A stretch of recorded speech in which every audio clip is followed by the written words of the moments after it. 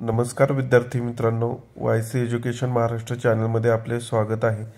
आज आपण द्वितीय घटक चाचणी इयत्ता 9वी विषय भूगोल प्रकरण 7, 8, 9 यावरील प्रश्नपत्रिका उत्तरासहित पाहणार आहोत। ही प्रश्नपत्रिका एकूण 20 गुणांसाठी आहे। वेळ 1 तास आहे। प्रश्नपत्रिका सुरुवातीला पाहू। प्रश्न क्रमांक 1 3 गुणांसाठी आहे। दिलेल्या पर्यायांपैकी योग्य पर्याय निवडून विधाने पूर्ण करा। त्यानंतर प्रश्न क्रमांक 2 आहे, योग्य जोड्या जुळवा। 3 गुणांसाठी अ गट आणि ब गट जोड्या जुळवायच्या आहेत। प्रश्नपत्रिका झाल्यानंतर सर्व उत्तरे दिलेली आहेत। प्रश्न क्रमांक 3 एका वाक्यात उत्तरे लिहा। कोणतेही 2 गुणांसाठी। प्रश्न क्रमांक 4 कारणे लिहा। कोणतेही 6 गुणांसाठी आहेत। 3 गुणांसाठी 1 कारणे द्या आहे। आणि प्रश्न क्रमांक 5 थोडक्यात उत्तरे लिहा। कोणतेही 6 गुणांसाठी हा प्रश्न आहे। आता आपण प्रश्नपत्रिका पाहिलेली आहे, सविस्तर उत्तरे पाहूया। प्रश्न क्रमांक 1 दिलेल्या पर्यायांपैकी योग्य पर्याय निवडून विधाने पूर्ण करा। 3 गुण। कौटुंबिक व्यवस्थापन हे मुख्यतः उत्पन्न व खर्च म्हणजेच आर्थिक घटकांशी संबंधित असते। 2 आपण वस्तूची खरेदी करणारे ग्राहक असतो। 3 जागतिक संकेतानुसार पृथ्वीवरील तारीख व वारातील बदल 180 अंश रेखावृत्तावर होतो।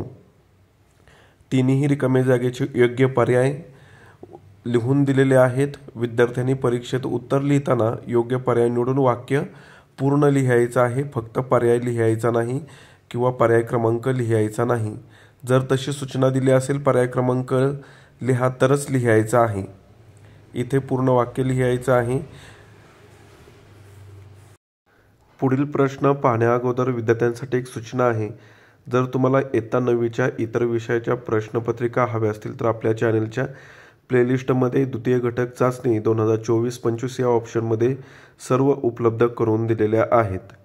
आता प्रश्न क्रमांक 2 योग्य जोड्या जुळवा। अ गट ब गट 3 गुणांसाठी हा प्रश्न आहे। 1 मिश्र अर्थव्यवस्था उत्तर भारत। 2 आंतरराष्ट्रीय वाररेषा उत्तर लंडन। 3 आपेक उत्तर सिंगापूर। विद्यार्थ्यांनी या प्रश्नाचं उत्तर लिहित असताना समोरासमोर उत्तर लिहायचं आहे, रेषा ओढायच्या नाहीत।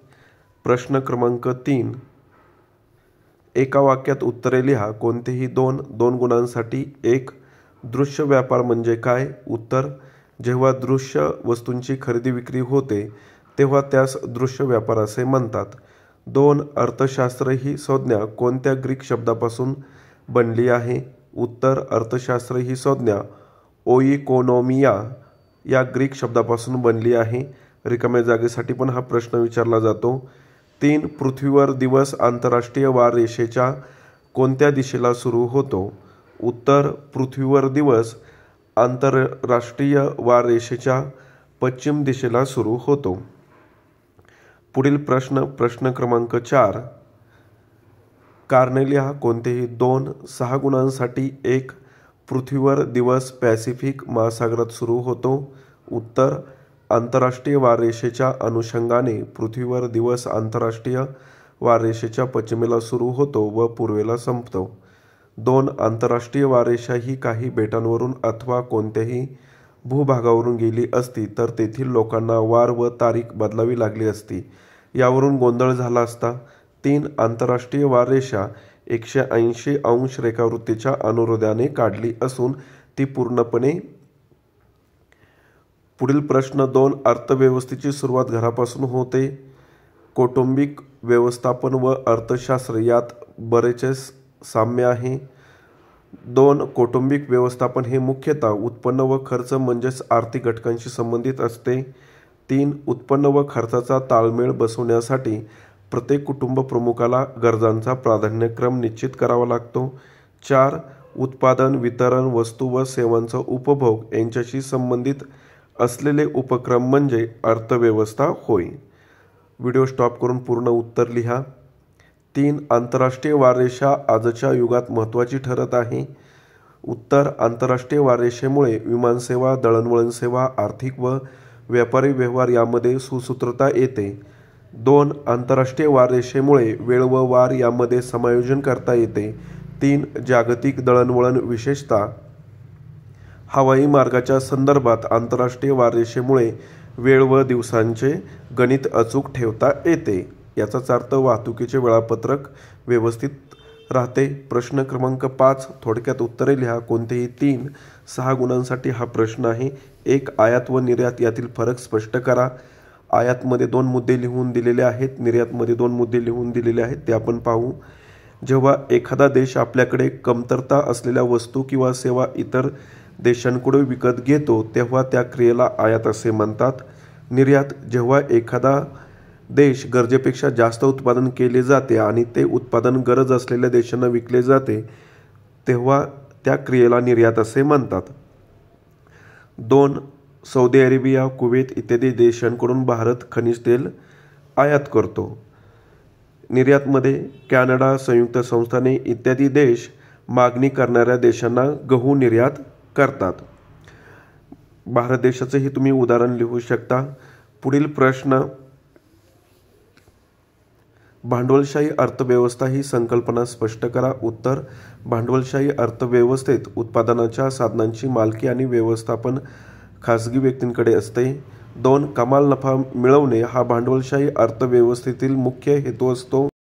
3. जर्मनी, जपान, अमेरिकेची संयुक्त संस्थाने इत्यादी देशांनी भांडवलशाही अर्थव्यवस्था स्वीकारलेली आहे. भारत देशाने मिश्र अर्थव्यवस्था स्वीकारलेली आहे.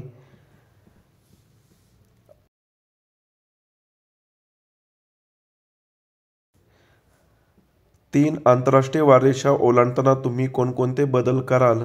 उत्तर, आंतरराष्ट्रीय वाररेषा ओलांडताना आंतरराष्ट्रीय संकेतानुसार दिनांक व वारात बदल करू. 2. पश्चिम दिशेने प्रवास करताना जर वाररेषा ओलांडली तर पुढचा वार आहे असे मानू, म्हणजेच गुरुवार 25 डिसेंबर असेल तर शुक्रवार 26 डिसेंबर ग्राह्य धरू. 3. पूर्व दिशेने प्रवास करताना जर वाररेषा ओलांडली तर तोच वार मागचा मानू, म्हणजे जर गुरुवार 25 डिसेंबर असेल तर गुरुवारी 25 डिसेंबर मानू. पुढील प्रश्न 4. व्यापाराच्या प्रकारांचे वर्गीकरण दर्शवणारा ओघ तक्ता तयार करा. उत्तर, व्यापाराचे प्रकार: वस्तूंच्या प्रमाणानुसार, वस्तूंची नगसंख्या, प्रदेश विस्तारानुसार. वस्तूंच्या प्रमाणानुसार 2 प्रकार आहेत, घाऊक व्यापार, किरकोळ व्यापार. प्रदेश विस्तारानुसार 2 प्रकार आहेत, देशांतर्गत किंवा अंतर्गत व्यापार, आंतरराष्ट्रीय किंवा बहिर्गत व्यापार. अशा प्रकारे आपण भूगोल विषयाची 20 गुणांची संपूर्ण प्रश्नपत्रिका उत्तरासहित पाहिलेली आहे. धन्यवाद. जर तुम्हाला हा व्हिडिओ आवडला असेल तर प्लीज लाईक करा, शेअर करा आणि आपल्या चॅनलला सबस्क्राईब करा, जेणेकरून पुढील सर्व अपडेट तुम्हाला वेळेवर मिळतील.